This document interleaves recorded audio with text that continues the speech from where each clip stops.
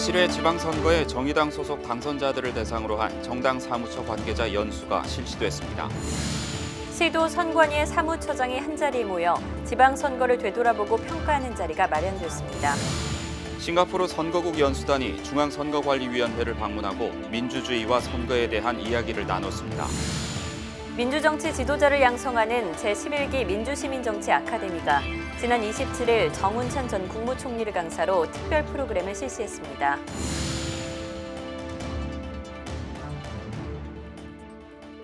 시청자 여러분 안녕하십니까? 한국선거방송 뉴스입니다. 6.13 전국 동시지방선거는 60.2%라는 역대 두 번째로 높은 투표율을 기록하면서 성공적으로 마무리됐다는 평을 받고 있습니다. 그렇다면 지방선거에 대한 선관위 스스로의 평가는 어떠할까요? 중앙선관위가 시도 선관위의 사무처장을 대상으로 지방선거를 되돌아보고 평가하는 자리를 마련했습니다. 소식 리포트로 전해드립니다. 6.13 전국 동시지방선거가 끝난 지 한 달도 되지 않은 지난 6월 27일 전국의 시도선관위 사무처장이 한자리에 모였습니다. 선관위의 지방선거 관리 과정을 다시 한번 되돌아보고 관리 프로세스에 대한 평가와 향후 선거관리 방안에 대한 방향을 모색하기 위해서입니다. 시도 사무처장 대상 지방선거 평가회에 참석한 김대년 사무총장은 회의 시작에 앞서 제7회 지방선거의 성공적인 관리를 이끌어준 각 시도위원회에 감사의 말을 건넸습니다. 정말 사전투표 20%, 투표율 60%, 이걸 좀 넘겼으면 좋겠다고 이제 노래를 부르고 다녔어요. 근데 그게 어떻게 정말 기적적으로 0.1%로 초과되고 또 투표율은 60.2%지 않게 됐는데 이 모든 것이 저는 우리 정말 모두가 한 마음으로 매진해서 된 결과가 아닌가. 시도 사무처장 대상 지방선거 평가회는 지난 6월 27일과 28일 1박 2일로 실시됐으며 김대년 사무총장을 비롯해 중앙선관위 임원 11명과 각 시도 사무처장 17명 등 임원진이 참석해 지방선거 당시 각 지역에서 발생한 문제점 또는 개선점에 대해 공유하고 이에 대한 대책 방안 논의를 진행했습니다. 한편 중앙선거관리위원회는 앞으로도 중앙과 시도위원회 간의 적극적인 소통으로 선거관리 정책에 대한 통일성을 유지하고 선관위의 발전 방향에 대한 고민을 지속적으로 이어나갈 계획이라고 전했습니다. 얼마 전 세계인의 이목이 집중됐던 나라가 있습니다. 바로 싱가포르인데요. 역사적인 북미 정상회담 장소로 선택이 돼서 북한과 미국의 두 정상이 싱가포르를 찾았었죠. 이번에는 싱가포르 선거국 연수단이 대한민국을 찾았습니다. 싱가포르 선거국 연수단과 중앙선거관리위원회의 만남, 리포트로 확인해 보시죠. 중앙선거관리위원회에 마련된 선거체험관에 싱가포르 선거국 연수단이 들어섭니다. 행정국책과 루구부처 주임의 투표용지 발급기 설명에 귀 기울이며 연신 고개를 끄덕이고 투표용지 발급기 시연 장면을 하나라도 놓칠세라 사진 촬영도 잊지 않습니다. 지난 26일 싱가포르 선거국의 앙부친 운영부장을 비롯해 조이스 코우 정책부 정치자금 대외협력과장, 행티위즈 운영부 인력운영 연수 담당 과장 등 연수단이 중앙선관위를 찾았습니다. 싱가포르 선거국 연수단의 방문은 제7회 전국 동시지방선거를 성공적으로 치른 선관위의 선거관리 시스템을 공유하고 이에 대한 협력관계를 이어나가기 위해 마련됐습니다. 싱가포르 선거국 연수단은 행정국제과장 및 선거 2과장, 여론심의위원회 사무국장이 참석한 가운데 각국의 선거 시스템에 대한 정보를 공유하는 실무 협의를 진행했으며 이에 앞서 허철훈 기획국장과의 접견을 통해 한국과 싱가포르 두 선거기관의 돈독한 협력관계를 다시 한번 확인했습니다. 이 자리에서 허철훈 기획국장은 우리나라를 찾아준 싱가포르 선거국 연수단에게 감사의 마음을 담아 한국화가 그려진 족자를 선물했으며 이에 싱가포르 선거국 연수단은 싱가포르 선거국의 모습이 담긴 액자를 선물하며 화답했습니다. 한편 중앙선거관리위원회는 다양한 국가와의 교류를 통해 선거관리 시스템의 선진화를 이룩하고 성숙된 국민들의 선거 문화 전파를 통해 대한민국의 민주주의 발전을 알리는 데 앞장설 계획이라고 밝혔습니다. 국민의 건강 유지, 증진을 위해 일하는 간호사들. 이 간호사라는 직업은 오랜 시간 여성을 대표하는 직업군으로 인식되었죠. 하지만 남자 간호사의 증가로 이제는 그 어떤 직군보다 양성평등 의식의 성장이 큰 직업으로 자리 잡고 있는데요. 한국의 나이팅게일을 꿈꾸는 간호대 학생들을 양성평등의 민주정치 리더로 성장시키기 위한 아카데미가 마련됐습니다. 2018 간호대학생 청년 리더십 아카데미 영상으로 만나보시죠. 수원에 위치한 선거연수원 대강당이 젊은 대학생들로 가득 찼습니다. 선거연수원이 마련한 2018년 간호대학생 청년 리더십 아카데미 현장입니다. 간호사를 꿈꾸는 간호대학생 100여 명이 참석한 가운데 실시된 이번 아카데미는 미래 국제사회의 양성평등 의식을 지닌 정치 리더를 양성하기 위해 마련됐습니다.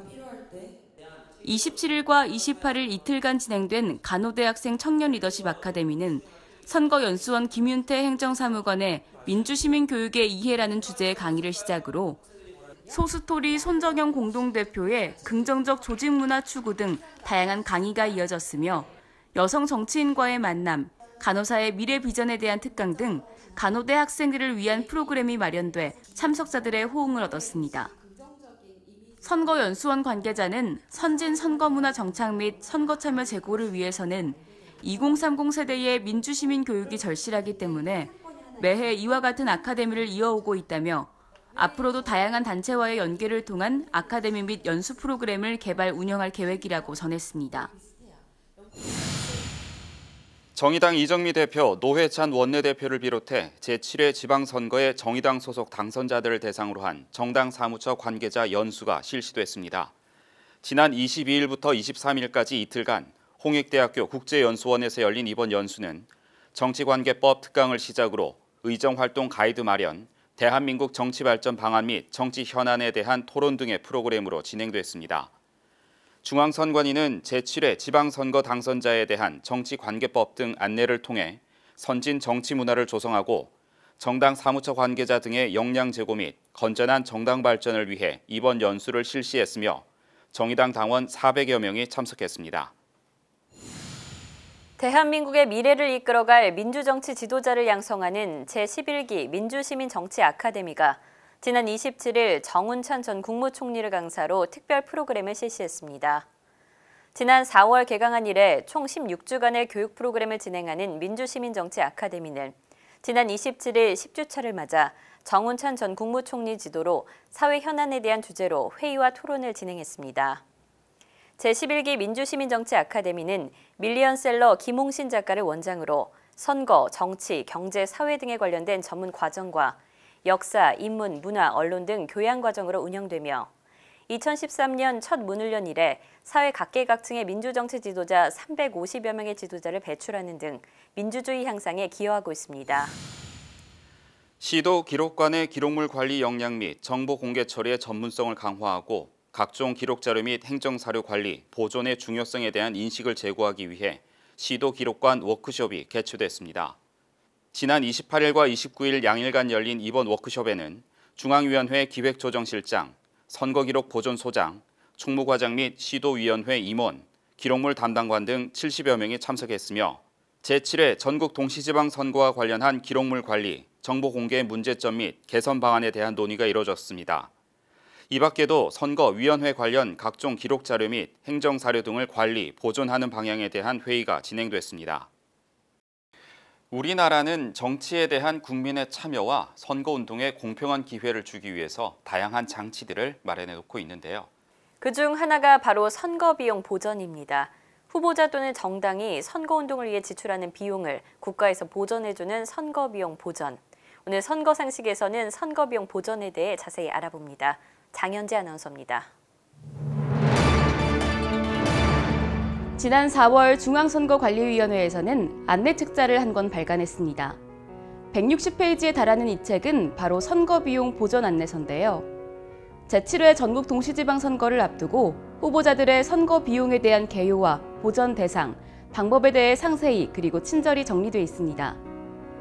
우리나라는 선거 공영제에 따라 후보자들의 선거 비용을 보전해주고 있는데요. 보전 대상이 되는 선거 비용은 무엇이며 그리고 누가 어떤 방법을 통해 선거 비용을 보전받을 수 있는 걸까요? 선거 비용 보전에 대해 지금부터 알아보도록 하겠습니다. 제7회 지방선거와 관련해 관할 선거구위원회는 지난 2월 2일 선거비용 제한액을 공고했습니다.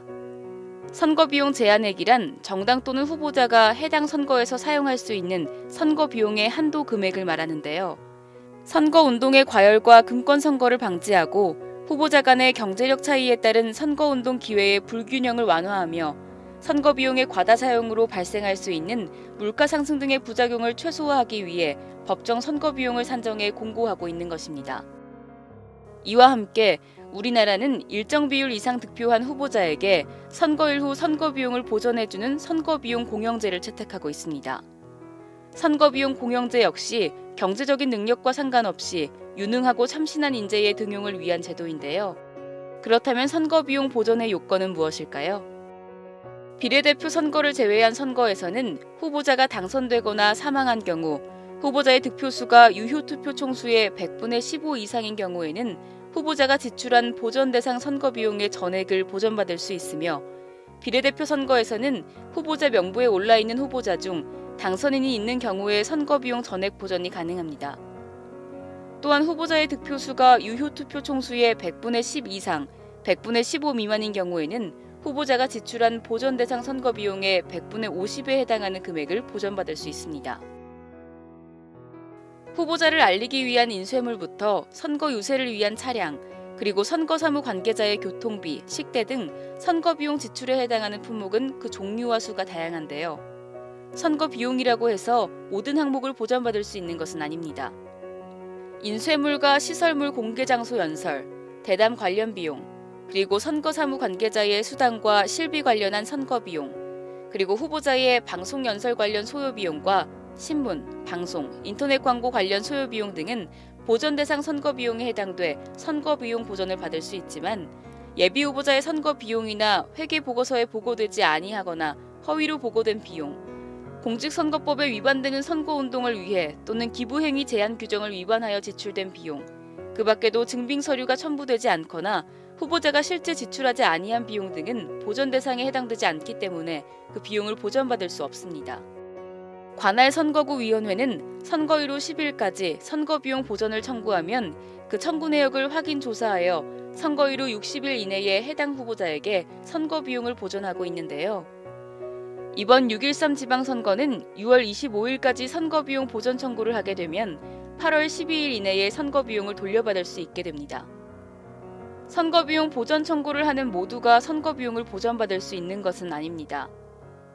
보전비용 지급 전에 공직선거법 제135조의 2, 제1항부터 제3항에 따라 선거비용 보전액 전부 또는 일부를 보전하지 않고 있는데요. 선거사무소의 회계 책임자가 정당한 사유 없이 정치자금법 제40조에 따른 회계보고서를 그 제출 마감일까지 제출하지 아니할 때에는 선거비용을 보전하지 않으며, 후보자, 예비후보자, 선거사무장, 선거사무소의 회계 책임자가 당의 선거와 관련해 공직선거법 또는 정치자금법에 규정된 죄를 범해 유죄 판결이 확정되거나 선거비용 제한액을 초과 지출한 경우에는 그 위법 행위에 소요된 비용 또는 선거비용 제한액을 초과하여 지출한 비용의 2배에 해당하는 금액을 보전하지 않고 있습니다. 또한 정당, 후보자 및 그 가족, 선거사무장, 선거연락소장, 선거사무원, 회계 책임자, 연설원으로부터 기부받은 자가 공직선거법 제261조 제9항에 따른 과태료를 부과받은 경우 공직선거법에 따라 보전할 비용 중 그 기부 행위에 사용된 비용의 5배에 해당하는 금액을 보전하지 않도록 하고 있습니다. 한편 선거비용을 보전받은 사람이 선거비용 제한액의 200분의 1 이상을 초과 지출한 이유로 선거사무장, 선거사무소의 회계 책임자가 징역형 또는 300만 원 이상의 벌금형을 선고받아 당선이 무효로 되는 경우 등 공직선거법 제265조의 2, 제1항에 해당하는 경우에는 선관위로부터 보전받은 선거비용을 전액 반납하여야 하는데요. 만약 이를 반납하지 않을 때에는 그 내역을 관할 세무서장에게 징수 위탁하여 국세체납 처분 절차에 따라 관련 비용을 엄격하게 징수하고 있습니다. 경제적인 능력을 떠나 선거운동의 기회를 균등하고 공평하게 하고 유능하고 참신한 인재를 등용하기 위해 마련된 선거비용 보전제도. 대한민국의 발전을 위해 국민들의 소중한 세금, 국고에서 지급되는 돈인 만큼 후보자들 한 명 한 명 그 뜻과 의미를 잘 기억하여서 올바르고 투명한 선거 비용 사용, 그리고 선거 비용 청구와 보전이 행해져야겠습니다. 지금까지 선거상식 장현재였습니다. 이어서 간추린 뉴스를 전해드립니다. 지난 8일과 9일 이틀간 실시된 제7회 지방선거의 사전투표와 관련해 관내 사전투표함 보관 장소의 CCTV 영상에 대한 인수가 실시됐습니다. 중앙선관위는 관내 사전투표함 보관 장소 CCTV 영상 인수를 통해 관내 사전투표함 보관 장소 CCTV 설치 운영에 대한 평가를 진행하고 추후 보다 완벽한 사업 수행을 위한 방안을 마련한다는 방침입니다. 선거 역사와 민주주의의 발자취를 따라가 보는 역사 속 그날입니다. 6월 마지막 주 역사 속 그날로 이명은 아나운서와 함께 떠나보시죠. 우리는 얼마 전 제7회 전국 동시지방선거를 통해 우리의 손으로 우리 동네 일꾼을 뽑았는데요. 지금의 선거 방식에 대해 우리는 매우 당연하게 생각하고 있지만 오늘날의 선거 제도가 있기까지 다양한 변화가 있었습니다. 그 중에서도 지방자치시대를 본격적으로 시작하게 한 1995년 제1회 전국 동시지방선거는 우리나라 선거와 지방자치 역사에 있어 의의가 매우 깊은데요. 민주주의 국가에서 매우 중요한 지방자치제도의 시작, 제1회 전국 동시지방선거가 실시되었던 1995년 6월 27일 역사 속 그날로 함께 가보시죠.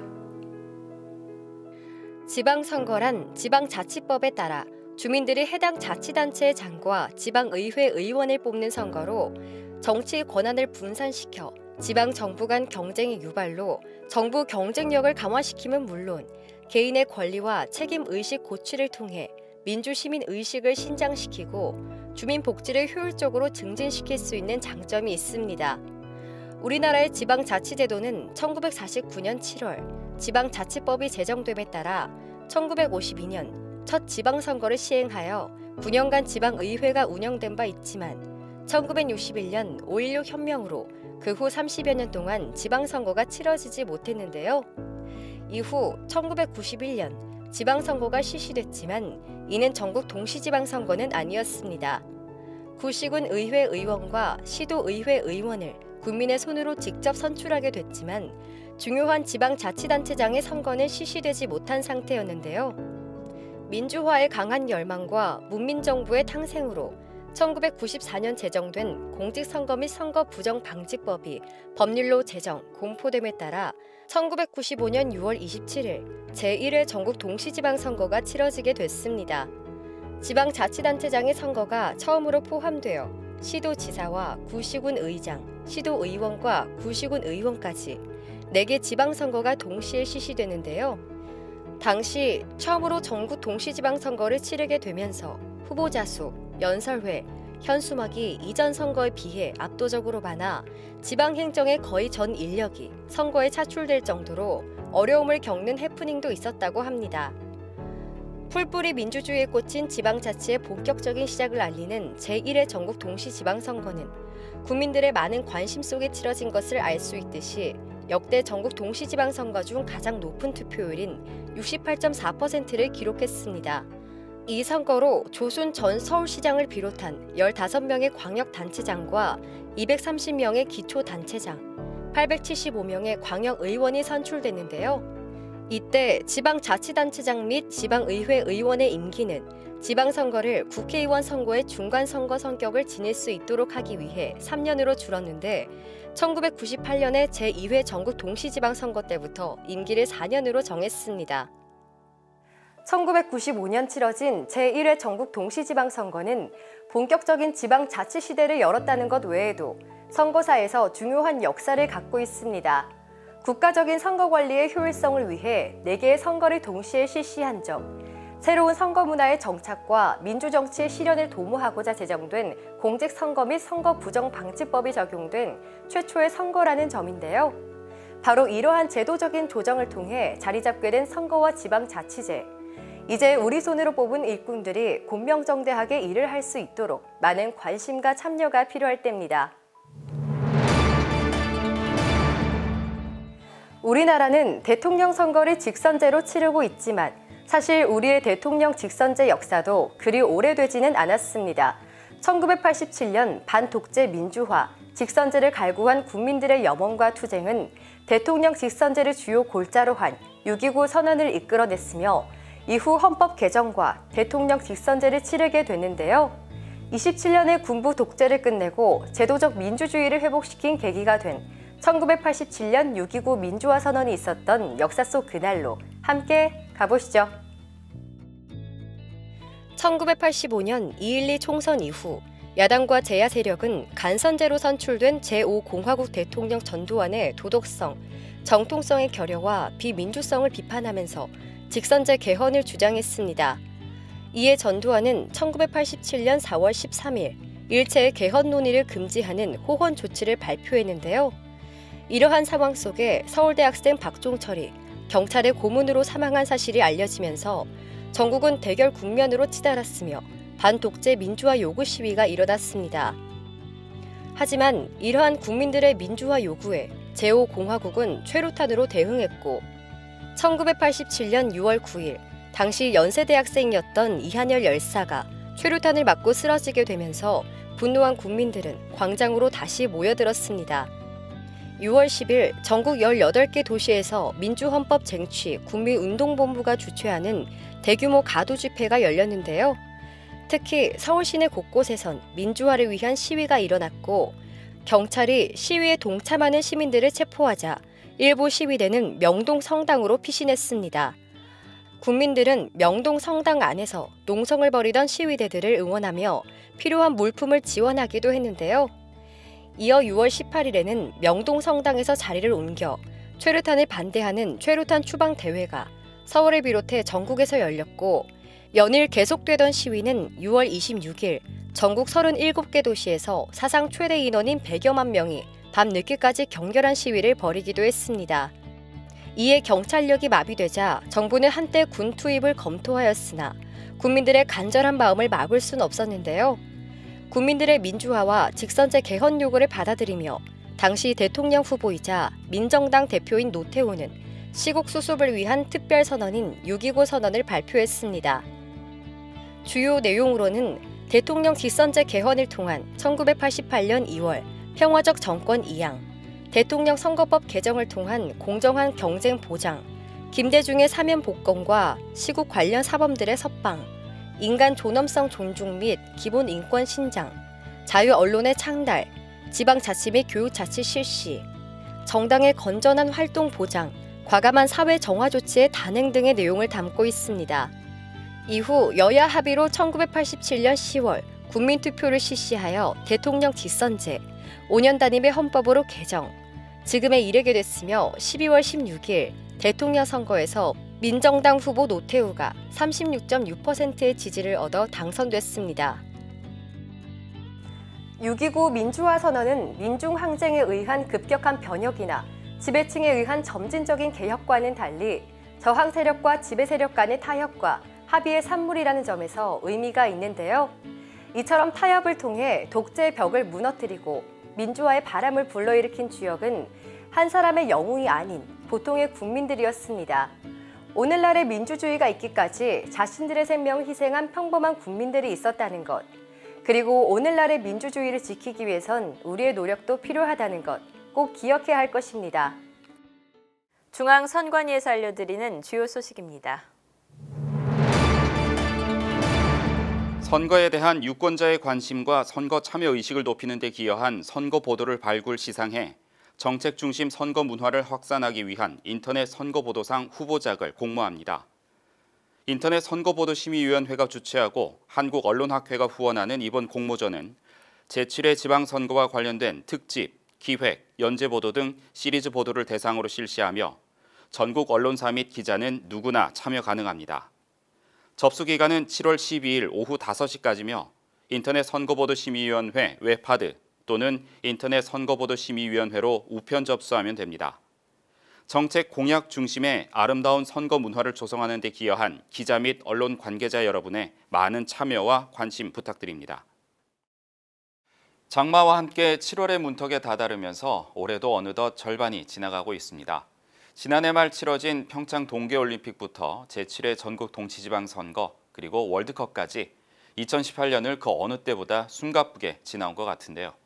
장마가 지나면 곧 휴가철이 시작되죠. 몸도 마음도 한숨 쉬어가면서 남은 2018년 어떻게 보내실지 계획해 보시는 건 어떨까요? 네, 한국 선거방송 뉴스 여기까지입니다. 시청해 주신 여러분 고맙습니다.